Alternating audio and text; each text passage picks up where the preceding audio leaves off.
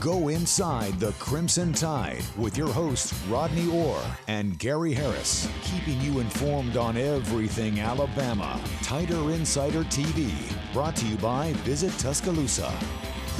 Hello, everybody, and welcome into the latest edition of Tider Insider Television alongside Rodney Orr from TiderInsider.com. I'm WVUA 23 Sports Director Gary Harris, and we got a jam-packed edition of TITV tonight. We're going to get to Alabama basketball in action tonight at Georgia, baseball at home against Jack State. We'll get to all that, but we're going to begin with the NFL Combine. This past week in Indianapolis, and a number of Alabama guys participated, but all eyes were on former Crimson Tide quarterback Ty Simpson on Saturday. The Alabama quarterback was one of the top quarterbacks at the Combine. In fact, he is expected to be the second quarterback drafted in the upcoming NFL draft behind Fernando Mendoza, who should be the top overall pick by the Las Vegas Raiders at number 1. But the feeling now is that Ty is going to be a first-round pick, the second quarterback taken. Rodney, I watched this. I thought he threw the ball. He showed accuracy. I thought he showed plenty of arm strength. He showed timing. He showed good footwork. I mean, if you think that he is a guy that deserves to go in the first round going into the Combine, I don't know how in the world you have any other opinion of him coming out of the Combine. I thought he did exactly what he needed to do. Well, I said last week I thought this would be a really good setting for him. I thought he would perform well on this stage. Because this is what Ty does. I mean, he is a fantastic passer of the football. He's got great mechanics, and I think he showed that, Gary, threw the deep ball extremely well. I mean, he hit some dimes from 55 plus, and I really thought again this was going to highlight what Ty's strengths, and it did, and he took advantage of it. Yeah, I thought what else that he did well was he interviewed well. And he was asked about his decision to not transfer, where he was offered millions of dollars to go to other schools, and go ahead and stay in the draft, or not try to come back to Alabama. He said, first of all, he didn't want to transfer to another school because he wants his legacy to be as an Alabama quarterback and an Alabama captain. He waited behind Bryce Young. He waited behind Jalen Milroe. When he got his chance, he started all 15 games for the Crimson Tide and was named a team captain. And as far as not coming back to Alabama, he just said he thought that this was the right time for him to go to the draft, Rodney, and I think it is. And again, we can touch on all the physical aspects that he offers, but the intangibles, I think, are there. He's a coach's son. His dad, Jason, is the head coach at Tennessee Martin. And also, I think the fact that physically he performed when a lot of quarterbacks might have sat it out the second half of the season, lost a lot of weight, dealing with a number of factors, injuries, gastrointestinal issue. He battled through that and persevered, Rodney, and I think in the end, that matters to NFL scouts and coaches. Yeah, it does. And I think, too, look, his dad, like you said, he's the coach at UT Martin, has a lot of experience in terms of dealing with NFL general managers, coaches, this type of thing. And he was going to make sure from the very start that he felt confident that Ty would be a first-round draft pick based on the feedback he got from general managers. Now, he spoke to, I think, 10 general managers or so, and all of them gave him the assurance, or high level of assurance, that they felt like Ty would be a first-round draft pick. So I think that played a lot into his decision. You look at him, you talked about Fernando Mendoza, probably the number 1 quarterback taken, but Ty certainly very close to that. Again, there's really no way to pass up the opportunity to be a first-round draft pick, so I think Ty did make a great decision. Yeah, and let's not forget that he, as I said, he started all 15 games his first season as a starter, and I know it didn't end well at the Rose Bowl, but Alabama made it to the SEC championship game, won a college football playoff game on the road at Oklahoma, avenging a regular season loss, and had 11 wins. So he proved that he's a winner as well. All right, let's hear from Ty. Now, at the Combine, he discussed the fact that even though he's ready for the NFL, he still thinks there's areas that he needs to improve on, and he realizes that at Alabama the standard is really high, and he feels like they came up a little bit short of that in 2025. Definitely think, right, I got to play better. I got to have, accountability in that. I got to, make sure that we win those, big time games. We played better teams. We had better, they had better schemes, right? And, we just got to make it simple. We got to make the easy plays easy. Got to, stick to what we're good at. And I think a lot of the times, right, like us being banged up, we had some injuries. We just got to overcome it, and, big players step up. All right, Rodney, as far as what Alabama did this past season and what Ty overcame to become the starter, listen, a lot of quarterbacks, as highly rated as he was out of high school, a high 5-star, would have left. He waited behind 2 other quarterbacks and earned that job, was very inexperienced, even though he'd been in the program for a while. And again, I think that toughness, determination, sticking to it, those are things that are missing sometimes in college football today at any position, much less quarterback. For him to prove all of that, again, I think that adds to his allure for NFL teams. And I think he is going to go in the first round. Yeah, I would agree with you. I think he is too. And I would say this, Gary, I mean, there was challenging times when Ty was here. You know, again, he wanted to be the starter. He didn't want to sit on the bench as long as he did. But like you said, he did tough it out mentally when he got his opportunity. And he mentioned there not winning some big games. Look, he won some big games. He did. He went to Athens. He snapped a 33-game winning streak, or he helped Alabama snap that 33-game winning streak, that home winning streak that Georgia had. I mean, he won a big game on the road at Auburn with the fourth down throw. He won a game at Missouri, at South Carolina. He had some great comeback wins. And again, when you look at Ty Simpson, and some people say, well, he didn't finish as well, and you talk about the injuries. He didn't have a lot of help either.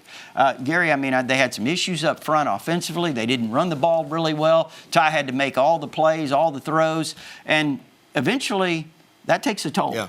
So, again, I think if he had a little more help, he would have had a little more success. All right, Simpson was the only Alabama player present in Indianapolis. 12 draft hopefuls from the Crimson Tide were there. Some worked out, some did not. Deontay Lawson and Jaden Roberts joined Simpson in not participating in the measured events, but they are going to work out during Alabama's Pro Day. Some highlights: wide receiver Jeremy Bernard ran the fastest three-cone drill of any player at the Combine. Center Parker Brailford jumped 9 feet 10 inches in the long jump, putting him at 5th all-time at that position in the Combine. Damani Jackson, Jam Miller, Tim Keenan, Justin Jefferson, L.T. Overton, Josh Cuevas, Caden Proctor all there. Miller had an impressive 40-yard dash for running backs, and I thought that Caden Proctor helped himself. He looked fit.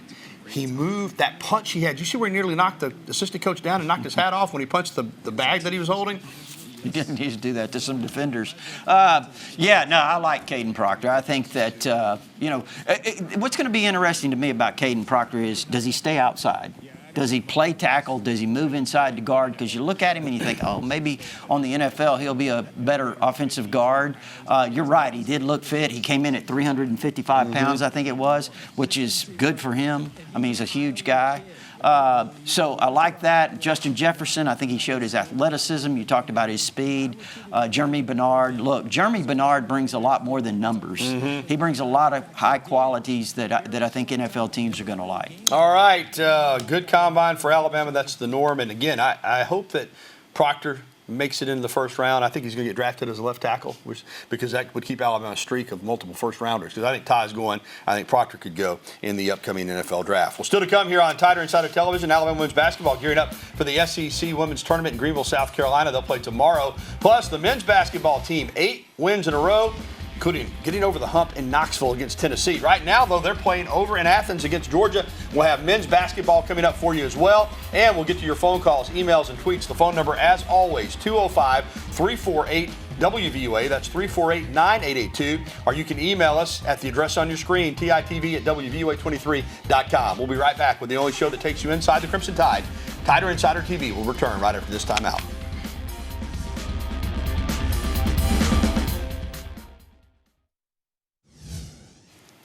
And we're back here on Tider Insider TV, presented by Visit Tuscaloosa, alongside Rodney Orr. I'm Gary Harris, and Alabama men's basketball is in action right now in Athens, looking for their 9th straight win. Right now, the Tide is down at half, 50-43. Don't panic, though. They were down 12 against Tennessee at the half on Saturday in Knoxville and came back to win that one. Bama is down 7 right now. Let's get to that Tennessee game, though, Rodney, because that was a big one for a lot of reasons. Number one, it was 8 in a row.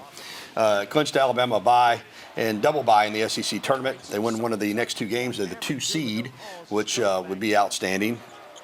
And it was just getting over the hump against a team that had their number. Now, let's be honest. As I said, Tennessee was in control at half. They dominated the glass. They were up 12. And it wasn't like Alabama lit it up offensively. They only scored 71 points. But they found a way to win. Latrell Wrightsell came up big, and down the stretch against a team that really takes the three-point shot away, they just put it in Philon's hands and said, go win us the game, and he did. Yeah, the guards, I think Gary scored 60 of the 71 points. Wrightsell, Philon, Holloway. Again, another good three-point shooting night from the standpoint of this 10th straight game that Alabama hit at least 10 threes in a game. So you're right. I mean, they found a way. That's what you said, found a way, and that's the best way to describe it, Gary. And look, this was a if you want to say a defensive struggle, Alabama, most of their games are really high scoring, found a way to win one that's, 71-69. So on the road, really tough win. Like you said, Tennessee had kind of been in Alabama's head a little bit. Alabama had that game won, last year there in Knoxville, found a way to lose it, but they found a way to win this one. And also last week, Alabama blew out Mississippi State here in Tuscaloosa at Coleman Coliseum, an absolute rout where they were up 30 at the half and scored 100 on the Bulldogs. So Mississippi State's just the exact opposite of Tennessee. Nate Oats has not lost to Mississippi State. And their head coach, Chris Jans. So another blowout there. But right now, Alabama down at the half in Knoxville, or in Athens, I should say, 50-43 to Georgia. But a blowout win at home, a big win on the road. They get Georgia tonight, and then, Rodney, they close it out Saturday at home against what is going to be a desperate Auburn team, an Auburn team on the NCAA bubble. Now, I know Alabama won down there already, but you know how rivalry games are. Don't count Auburn out in this one. Alabama will need to be ready to go. Got to protect your home court. Really big, Gary. You're right. Auburn is a little desperate. Especially after Alabama went down there, but they've had some struggles here of late. So they're really trying to jockey for position. Hopefully Alabama, again, can tonight in Athens pull this one off and then worry about Auburn then. All right, having said that, let's get now to coach talk. Alabama's win over Tennessee has to be considered one of the best wins for the Tide this season. It joins the likes of victories over number 5 St. John's at the time, number 8 Illinois. Both those wins came in November. And Alabama failed to capitalize in their next games after those wins. Both were on the road. They lost the next game. Crimson Tide head coach Nate Oats says the game at Georgia is going to test his team's maturity. You can't come into this game still high off the Tennessee game and have any chance to win. So that's been the messaging to the guys, and we've got to go to Georgia and be a really good team on the road. And you look at most analytics sites, this game's supposed to be a one-possession game. So every possession is going to matter, and we got to be better than we've been after the last 2 big wins of the year. And as I said, Bama with work to do, down 50-43 to Georgia at Stegman Coliseum at halftime. All right, the Alabama women's basketball team ended the regular season with a 21-9 record. They are the number 11 seed in the SEC tournament. They'll take on the number 14 seed Missouri Tigers in the first round of that tournament tomorrow. No bye for Alabama. That game will be 7:30 Central Time. Earlier this year, Alabama beat Mizzou on the road 74-63. In that game, Carly Weathers had 23 points, 7 rebounds, and 3 assists. But again, this is postseason basketball. The winner of Alabama versus Missouri will take on the number 6 seed Tennessee Lady Vols on Thursday. Well, still to come on TITV, Alabama baseball taking a trip to the Lone Star State last weekend, playing 3 top teams at the Frisco Classic. We'll break it down. And coming up next, we'll be welcoming your phone calls, emails, and tweets. As always, that phone number on your screen. We want to hear from you, Tider Insider Nation, all over the state. Tuscaloosa, Birmingham, Anniston, Gadsden, Coleman. Germany. Yeah, we get calls from internationally sometimes, too. Las Vegas here in the United States. Give us a call, 205-348-9882. We'll be right back after this break.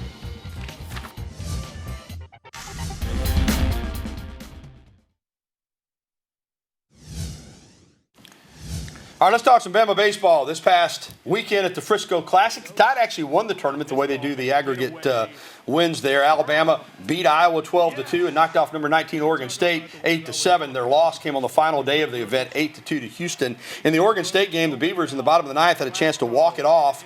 Bases loaded with 1 out, but Peyton Stale threw out the runner at home plate. And then that allowed Alabama to get to 2 outs. They got a ground ball to LeBron on the next play, and he turned the force at second base to make it a win for Alabama, and the Crimson Tide gets that Frisco Classic championship. Rodney, Alabama baseball winning 2 out of 3 against a field like that, that's pretty good. Pretty good. And, again, they had a little bit of misfortune there against Houston, Gary. They kind of ran into that Houston's ace and shut them down. But, Alabama's hitting. I know that been up and down, a little inconsistent. Of course, the pitching has been, some people are questioning that too. But like you said, to be able to go to and win this Frisco Classic, I think is really big. Looking forward to once we get into the SEC. And Bama in action right now at the Joe. It's in the 8th inning, and they lead Jack State 6-3. And the Crimson Tide trying to break the Gamecocks' 10-game winning streak. I'll have highlights of that game coming up tonight on the news at 9. Well, Alabama softball continues its torrid streak, remaining undefeated after going unbeaten in the Crimson Classic, 6-0. And most of these games, again, were lopsided. Alabama is 20-0 on the season. they scored 40 runs in this event, Rodney, while only giving up 2. I mean, again, speed, defense, power, pitching, depth. This team seems to have everything you need to win a national championship. I tell you what, listen, we'll find out a lot when that SEC starts because it doesn't get a lot better. And but right now, when you look at this team, you have to be impressed. I like that all white, Gary. I don't know about you. Yeah, You it's like sharp. that? It's sharp. This is a sharp softball team, too, looking good. All right, let's get to some phone calls on our Decades Pub and Grub hotline. Remember, Decades Pub and Grub, downtown Timerson Square. The Clark family has a kitchen where they make everything from scratch. I was actually in there for lunch today. Good. You got to get by and see them at Decades Pub and Grub, downtown Timerson Square. All right, let's get to Andrew, who's going to lead us off over in McCalla. Hey, Andrew. Hey, how's it going? Doing well, my friend. Good. I wish somebody would tell me why James Smith and Qual Russo, both who were going to be starters next year for Alabama, would come from the state of Alabama, why they would leave. It's NIL era, portal era. That's my best answer. 3-year players at Alabama, both from Montgomery, highly recruited 5 stars, good players here. You're right, both would have been starters. Ohio State maybe offered more money than Alabama. Maybe they weren't happy with their role here. I don't know.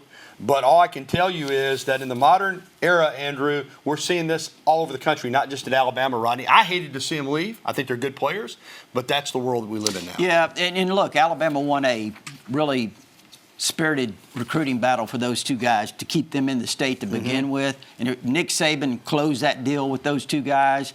And again, I think when you look at them, Gary, I think Yanze Pierre really coming on at that position where, Quay was a little banged up last season. Of course, James Smith is a guy that kind of was a little up and down. But you never want to lose a guy with that kind of talent on the defensive line. But look, I think Alabama filled some of those spots, especially on the defensive line there in the portal. All right, Andrew, thank you. Good phone call. All right, let's get to our email, and it's our email question of the day brought to you by KDM Service Corporation when it comes to heating and air conditioning, serving your family like our family. All right, here's our email question of the day from Brian in Gadsden. Who do you think will be the starting running back? Rodney, it's a great question because we're focused so much on the quarterback, offensive line, but this running back competition, I think, is going to be intense. Yeah, I mean, who's going to be the starter? I really don't know right now. I would suspect, if you're just asking me today, when we go into spring practice starts in about a week or so, I think Daniel Hill's going to probably be the number 1 guy. Kevin Riley, of course, has some experience. A.K. Deere being the pecking order. Of course, everyone wants to talk about E.J. Crowell, the true freshman. I think eventually, you don't know. He might be the guy. But I would say to start off with, I think probably Daniel Hill. I know this. There's some talent at that position. So if they have trouble running the football this year, I don't want to hear they don't have enough talent at the position. I don't think that's going to be the case, Rodney. No, again, the 4 guys I mentioned, I really like all of them a lot. And I know the fans are really excited about E.J. Crowell. And I think he's going to really make a strong contribution. But right now, I would probably lean towards more veteran player and Daniel Hill, of course, Kevin Riley as well. I wish they would do some 2-back. You could put Hill in there as big as he is, almost like a fullback. I mean, that's not what they do, but I wish they would.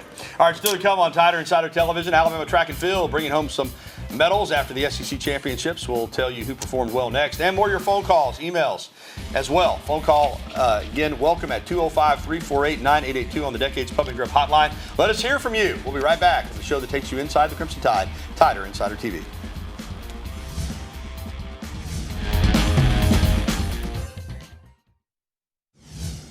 Alabama men's and women's track and field success at the SEC championships. And 2 of the best in the country had a lot of success. On the men's side, Samuel Ogazi, and on the women's side, Doris Lemngole.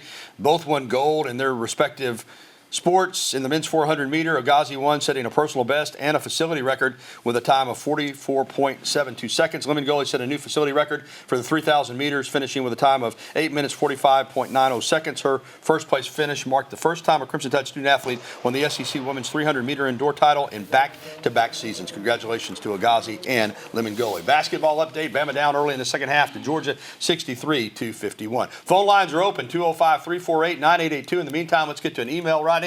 And this is going to come to us from Jay in Northport. Can you help me understand why Grubb won't coach the quarterbacks?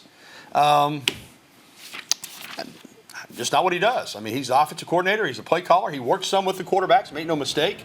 He also works with the offensive line, the running backs. I don't think he wants to be tied to a position, Rodney. Well, I think we see that quite a bit. I mean, you have coordinators that some people refer to them as walk-around coordinators. I mean, Kane Womack's pretty much the same way. He kind of goes from position to position. And I think Grubb is the offensive coordinator.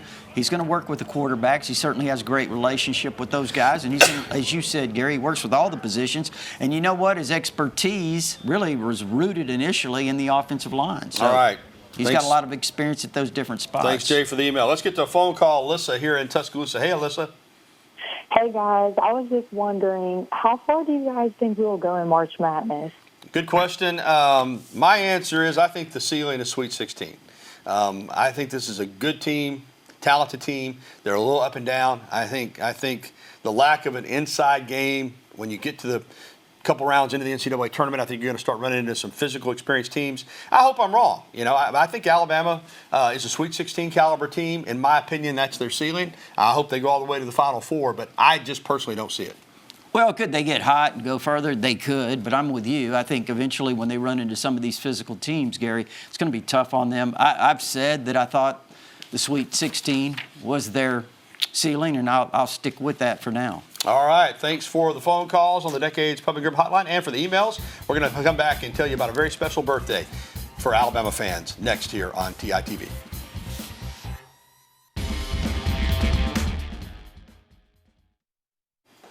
A special birthday on Monday. Former Crimson Tide head coach Gene Stallings turned 91 years young. Of course, he won 70 games in 7 years, a national championship, and an SEC title as head coach of the Crimson Tide. He and his beautiful wife, Ruth Ann, still living on their ranch out in Paris, Texas. Happy birthday, Coach. Well, that's going to do it for this edition of Tider Insider TV. A reminder, you can catch a replay tonight at 10:30 on WVUA 23 or anytime at WVUA23.com. We're going to leave you tonight with some video from the annual 1 Yard at a Time Gala, which was held this past Friday at the club in Homewood. It was another tremendous night for former Alabama football player Darryl Furman and the Letterman of the USA. They do some fabulous work. There's Stedman Shealy, who was honored. For Rodney Orr, I'm Gary Harris. Thanks for watching, everybody. Good night.